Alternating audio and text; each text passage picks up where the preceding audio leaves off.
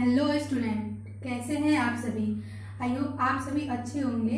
पिछले लेक्चर में हमने देखा था न्यूटन के थर्ड लॉ के बारे में और उससे बेस्ड क्वेश्चन किया था, जो कि हमारा लास्ट लेक्चर था force and laws of motion का, जो कि क्लास 9th का सेकेंड चैप्टर था।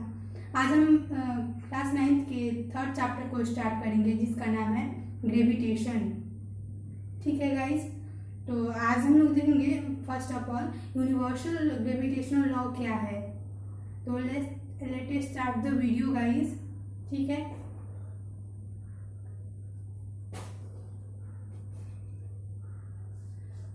जो कि क्लास 9th का थर्ड चैप्टर है।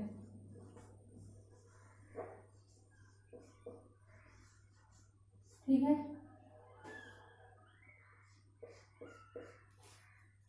ग्रेविटेशन।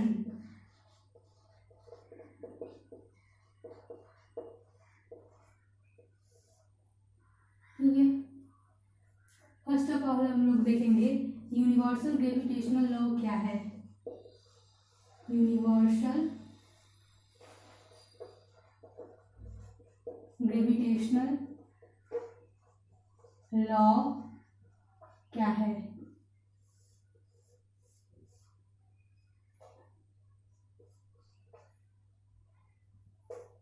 बेसिकली ये हमें बताता है everybody in the universe, everybody exerted force on the every other body, and the magnitude of the force is directly proportional to the product of the masses of the two bodies and inversely proportional to the square of the distance between them। ठीक है, यहाँ पे लिख देते हैं in universe everybody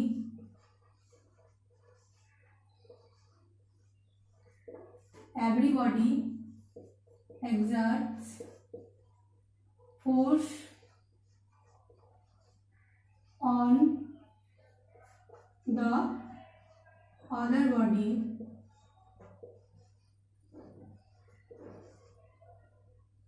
of masses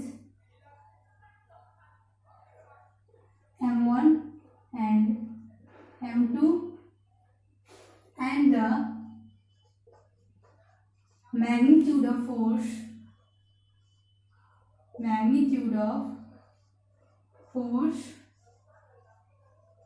is directly depends on the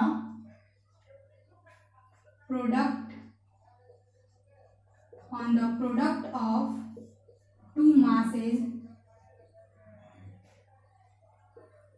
m1 and m2 and inversely proportional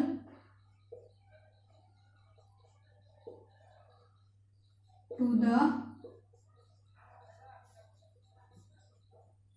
square of the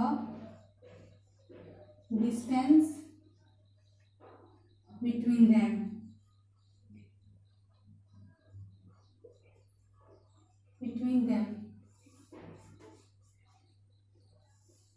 मान लीजिए दो बॉडी हो गया, m1 हो गया, m2 हो गया, और इसके सेंटर के बीच का डिस्टेंस r है।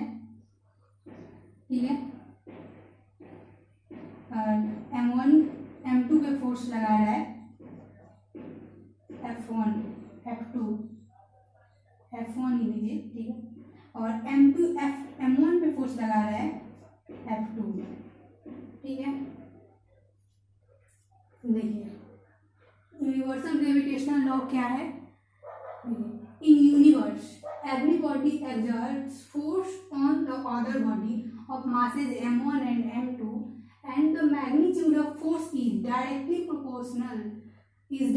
depends on the product of the two masses m1 and m2 and inversely proportional to the square of the distance between them। तो कहने का क्या मतलब है, जैसे in universe every body exerts force on the other body of masses m1 and m2 से two bodies का मास m1 and m2 होगा और एक बॉडी सेकंड बॉडी पे फोर्स लगाएगा, ठीक है, और सेकंड बॉडी भी फर्स्ट बॉडी पे फोर्स लगाएगा और दोनों के बीच का जो फोर्स होगा वो डायरेक्टली प्रोपोर्शनल होगा टू दोनों बॉडीज के मास के प्रोडक्ट के, और इनवर्सली प्रोपोर्शनल होगा दोनों के बीच के डिस्टेंस, दोनों के बीच के सेंटर के बीच का जो डिस्टेंस होगा उसके स्क्वायर के इनवर्सली प्रोपोर्शनल होगा। यही इसके कहने का अर्थ है, ठीक है। और हम लोग कंसीडर किए दो मासेज को m1 और m2 को, और दोनों के बीच का दोनों के सेंटर के बीच का डिस्टेंस r है, और इसमें m1 फोर्स लगा रहा है m2 पे F1 अपनी तरफ अट्रैक्ट कर रहा है, और m2 जो है m1 पे फोर्स लगा रहा है F2 टुवर्ड्स m2, ठीक है। देखिए इसको अदर वर्ड्स में भी डिफाइन कर सकते हैं, वो कैसे हम लोग देखेंगे आगे।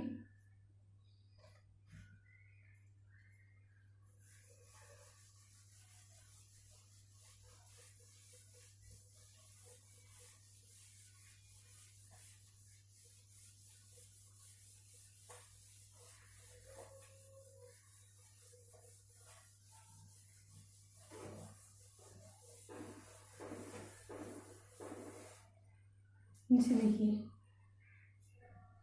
that means yeah, in other words we can say that gravitational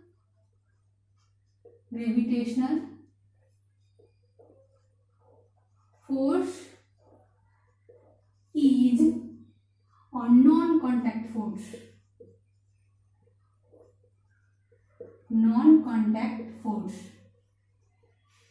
ठीक है। नॉन कॉन्टैक्ट फोर्स का क्या मतलब है जानेंगे हम लोग। देखिए in other words we can say that gravitational force is a non contact force. देखिए कॉन्टैक्ट और नॉन कॉन्टैक्ट फोर्स को समझते हैं। कॉन्टैक्ट फोर्स मतलब जब दोनों बॉडीज आपस में कांटेक्ट में आए तब जो फोर्स लगता है उसको कांटेक्ट फोर्स कहते हैं, और जब बॉडीज सेपरेट हो और उसके बीच फोर्स लगे तो उसको कहते हैं नॉन कांटेक्ट फोर्स। तो ग्रेविटेशनल जो फोर्स है वो नॉन कांटेक्ट फोर्स है। आप लोग पूछेंगे कैसे, तो देखिए दो बॉडी सेपरेट है, एक बॉडीज का मास m1 और एक बॉडीज का मास m2, ठीक है। तो m1 फोर्स लगाएगा m2 पे टुवर्ड्स m1, मतलब m1 के डायरेक्शन की तरफ अट्रैक्ट करेगा m2 को, और m2 भी फोर्स लगाएगा m1 पे और अपनी तरफ खींचेगा। तो ये दोनों अलग अलग है तब भी फोर्स लग रही है। इसका मतलब क्या है, ग्रेविटेशनल फोर्स जो है वो नॉन कॉन्टैक्ट फोर्स है। आई होप आप सभी समझ गए होंगे नॉन कॉन्टैक्ट फोर्स का क्या मतलब है, ठीक है। देखिए ये जो फोर्स है, दिस फोर्स इज अट्रैक्टिव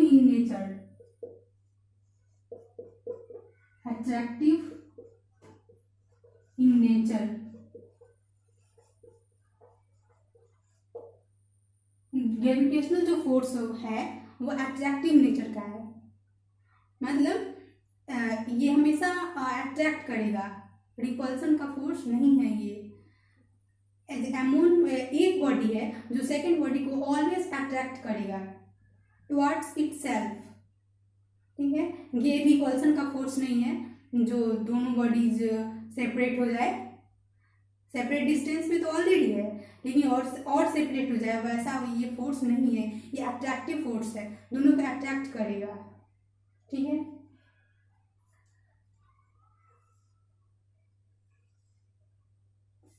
और देखिए this force varies, this force follows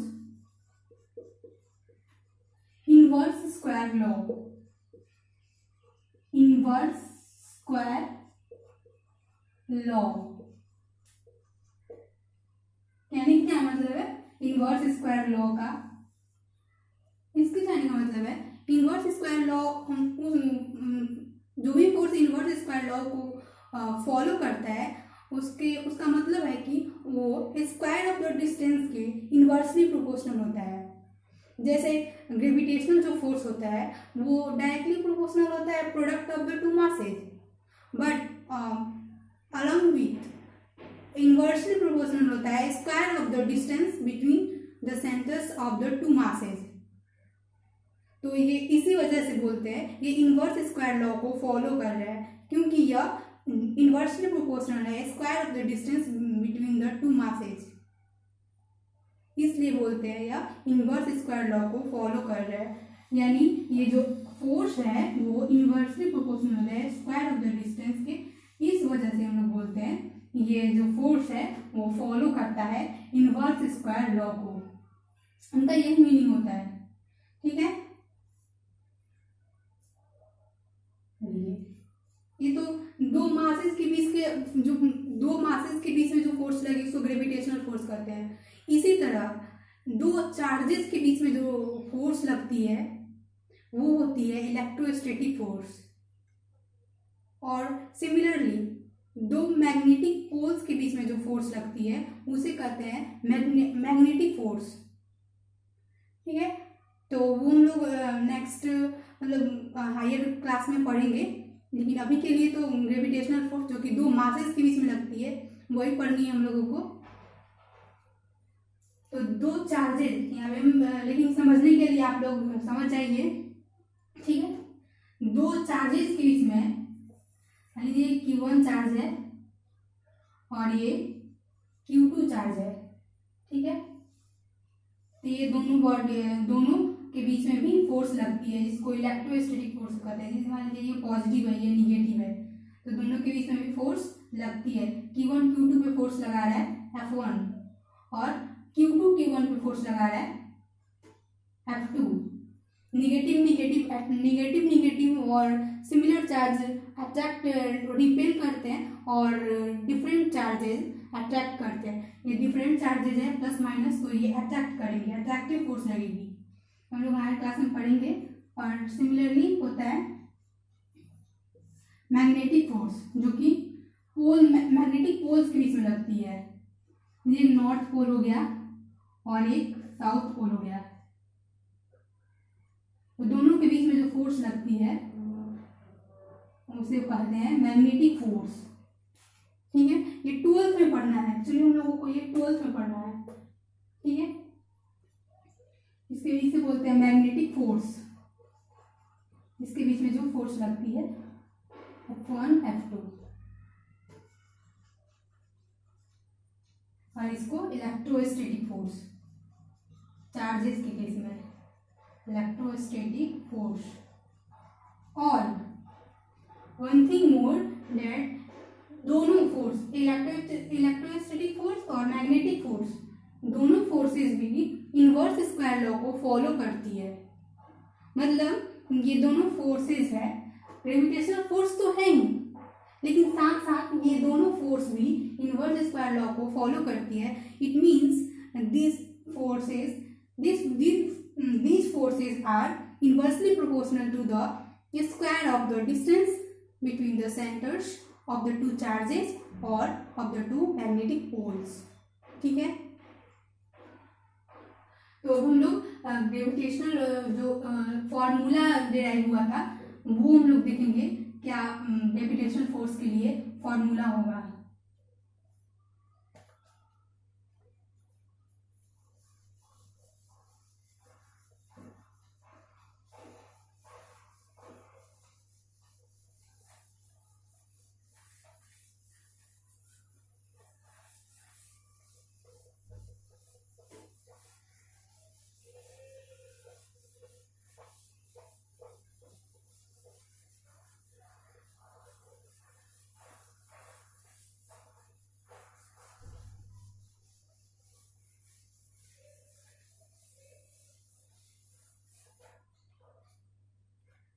देखिए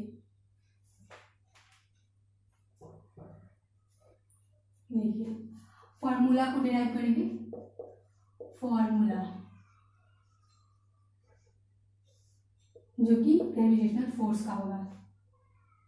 इसमें क्या था, एक बॉडी कंसीडर कर लीजिए, एक बॉडी है जिसका मास m1 है और एक अनदर बॉडी है जिसका मास m2 है और दोनों के बीच सेंटर के बीच का डिस्टेंस स्मॉल r है, ठीक है।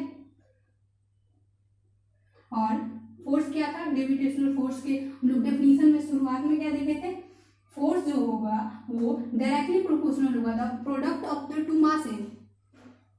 मतलब फोर्स जो होगा दोनों के, मान लीजिए m1 m2 पे फोर्स लगा रहा है F1 और m2 जो है m1 पे फोर्स लगा रहा है F2, देन ये जो फोर्स का मैग्नीट्यूड होगा जो कि यहाँ पे F1 का मैग्नीट्यूड F2 का मैग्नीट्यूड इक्वल है F के, देन F जो है और प्रोपोर्शनल होगा m1 m2 के, डायरेक्टली प्रोपोर्शनल होगा। और इसी तरह सिमिलरली ये इनवर्सली प्रोपोर्शनल होगा square of the distance between the centres of the two masses, then we can write F inversely proportional to the 1/r square. After combining these two equations, we can write force जो होगा directly proportional होगा m1 into m2 upon r square. कैसे किए देखिए, दो masses लिए m1 m2 पे force लगा रहा है अपनी तरफ F1, ठीक है, और m2 जो है m1 पे फोर्स लगा रहा है F2 और हम लोग कंसीडर किए F1 का मैग्नीट्यूड है जो F2 के मैग्नीट्यूड के बराबर है और दोनों इक्वल टू है F के। और हम लोग डिफिनीशन में क्या देखे, फोर्स जो होगा वो डायरेक्टली प्रोपोर्शनल होगा product of the two masses, वही लिखे हम लोग मैथमेटिकल फॉर्म में F directly proportional to the m1 into m2। और सेकेंड में हम लोग लिखे F inversely proportional to the square of the distance between the centre of two masses, then वही लिखे F directly proportional to the 1/r square, ठीक है। और दोनों को कंबाइन किए, दोनों को जब कंबाइन करेंगे तो हमारे पास रिजल्ट आ जाएगा, फोर्स डायरेक्टली प्रोपोर्शनल होगा m1 into m2 upon r square, ठीक है। इतना रिजल्ट हो गया। अब इसको हम लोग इक्वेट जब करेंगे F इज इक्वल टू हो जाएगा G जो कि प्रोपोर्शनलिटी कांस्टेंट है, G m1 into m2 upon r square. यहाँ पे जो G है उसको बोलते हैं यूनिवर्सल ग्रेविटेशनल कांस्टेंट, जो कि सदैव कांस्टेंट ही रहता है, चाहे वो यूनिवर्स में कोई भी बॉडीज को ले लीजिए, कोई भी दो बॉडीज को ले लीजिए, उसके बीच का फोर्स जो होगा वो कांस्टेंट मल्टीप्लाइड ही हो, constant multiplied product of the two masses upon distance of the centres of the two masses. लेकिन कांस्टेंट ऑलवेज ये सेम रहेगा सभी बॉडीज के लिए, कोई भी बॉडीज हो जाए यूनिवर्स में सबके लिए ये सेम रहेगा, ठीक है। इसको बोलते हैं where G is universal gravitational constant, ठीक है। यूनिवर्सल ग्रेविटेशनल कांस्टेंट है, इसका वैल्यू होता है G का जो वैल्यू होता है 6.67 इंटू 10⁻⁻11 न्यूटन मीटर स्क्वायर पर kg स्क्वायर, ठीक है। 6.67 इंटू 10⁻⁻11 न्यूटन मीटर स्क्वायर पर kg square. Newton metre square पर kg स्क्वायर इसका यूनिट होता है जो कि डिराइव्ड है। इसको हम लोग देखेंगे अभी कैसे इसको डिराइव्ड करेंगे, देखेंगे। ये डिराइव्ड यूनिट है और इसको 6.67 को हम लोग लिख देते हैं 6.7 भी, 6.7 इंटू 10⁻⁻11 न्यूटन मीटर स्क्वायर पर kg स्क्वायर। दोनों में कोई डिफरेंस नहीं है, ठीक है। जैसा क्वेश्चन में दिया रहेगा जो भी पुट करने के लिए ये या ये तो हम लोग पुट कर देंगे। ये नहीं भी दिया होगा तो कोई भी पुट करेंगे तो कोई समस्या नहीं आएगी, ठीक है। तो अभी हम लोग वही देखेंगे कैसे जो ग्रेविटेशनल कांस्टेंट का ऐसा यूनिट हो जाएगा, न्यूटन मीटर स्क्वायर पर केजी स्क्वायर होगा। इसी को हम लोग अभी डेराइव करेंगे, ठीक है।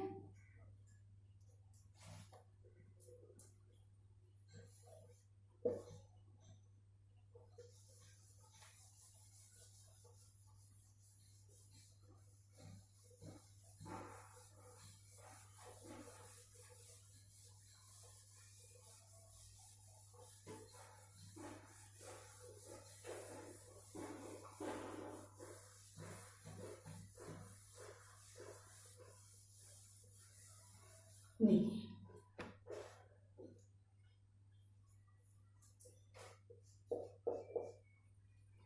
हम डिराइव करेंगे जी का जो 6.67 इंटू 10⁻11 न्यूटन मीटर स्क्वायर पर KG square,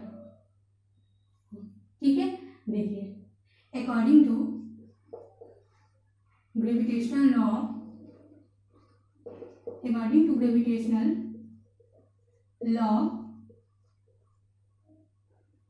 we can write force is equal to G m1 m2 upon r square, ठीक है। तो यहाँ पे G का वैल्यू निकालिए। G का जो वैल्यू आ जाएगा आपके पास FR square upon m1 into m2 इतना आ जाएगा। अब देखिए जी का जो ऐसा यूनिट हम लोग को निकालने के लिए ऐसा यूनिट पुट करनी होगी, फोर्स का, डिस्टेंस का और मास का, तभी हम लोग ग्रेविटेशनल कांस्टेंट का ऐसा यूनिट निकाल पाएंगे। तो पुटिंग करते हैं। फोर्स का ऐसा यूनिट क्या होता है? न्यूटन, ठीक है, न्यूटन। डिस्टेंस का ऐसा यूनिट क्या होता है? Metre, metre square upon mass का ऐसा यूनिट क्या होता है? केजी। तो यानी दो मासेज है तो केजी स्क्वायर लिखेंगे हम लोग, केजी स्क्वायर।